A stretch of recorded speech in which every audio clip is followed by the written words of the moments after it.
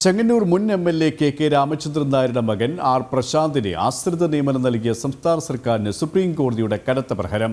ഒരു എം.എൽ.എയുടെ മകന് എങ്ങനെ ആശ്രിത നിയമനം നൽകാനാകുമെന്ന് ചീഫ് ജസ്റ്റിസ് അധ്യക്ഷനായ ബെഞ്ച് ചോദിച്ചു. ആർ പ്രശാന്തിന്റെ നിയമനം റദ്ദാക്കിയ ഹൈക്കോടതി വിധി ചോദ്യം ചെയ്ത് സംസ്ഥാന സർക്കാർ ഹർജി സുപ്രീം കോടതി തള്ളി. ചീഫ് ജസ്റ്റിസ് അധ്യക്ഷനായ ബെഞ്ചാണ് ഹർജി തള്ളിയത്. ഒരു എം.എൽ.എയുടെ മകന് എങ്ങനെ ആശ്രിത നിയമനം നൽകാനാകുമെന്ന് കോടതി ചോദിച്ചു. ആശ്രിത നിയമനം സംബന്ധിച്ച് കൃത്യമായ സർവീസ് ചട്ടങ്ങൾ സംസ്ഥാനത്തുണ്ടെന്നിരിക്കെ കേരള സബോർഡിനേറ്റ് സർവീസ് ചട്ടപ്രകാരം തസ്തിക സൃഷ്ടിച്ച് ഇത്തരത്തിലൊരു നിയമനം നടത്താൻ മന്ത്രിസഭയ്ക്ക് കഴിയുമോ എന്ന കാര്യവും കോടതി പരിശോധിച്ചു.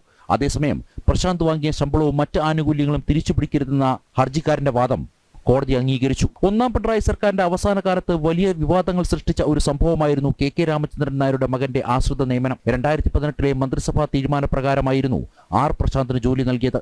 പൊതുമരാമത്ത് വകുപ്പിൽ അസിസ്റ്റന്റ് എഞ്ചിനീയറായിട്ടായിരുന്നു നിയമനം. പ്രത്യേക തസ്തിക സൃഷ്ടിക്കാൻ സർവീസ് ചട്ടം 39 പ്രകാരം മന്ത്രിസഭയ്ക്ക് പ്രത്യേക അധികാരമുണ്ടെന്ന് ചൂണ്ടിക്കാട്ടിയായിരുന്നു ആർ പ്രശാന്തിന് നിയമനം നൽകിയത്.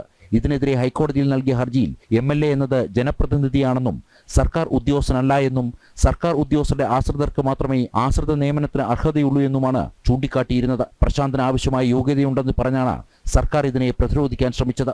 നിയമനം ഹർജിക്കാരനെ ഒരു തരത്തിലും ബാധിക്കില്ല എന്നും സർക്കാർ കോടതിയിൽ വാദിച്ചു. എന്നാൽ എം.എൽ.എയുടെ മകന് ആശ്രിത നിയമനത്തിന് അർഹതയില്ല എന്ന് അംഗീകരിച്ചുകൊണ്ട് പ്രശാന്തിന്റെ നിയമനം ഹൈക്കോടതി റദ്ദാക്കുകയായിരുന്നു. ഇതിനെതിരെ സുപ്രീം കോടതിയിൽ നൽകിയ ഹർജിയിലാണ് ഹൈക്കോടതി വിധിയിൽ ഇടപെടാനാകില്ലെന്ന് വ്യക്തമാക്കി ഹർജി തള്ളിയത്. ജനം, ഡൽഹി.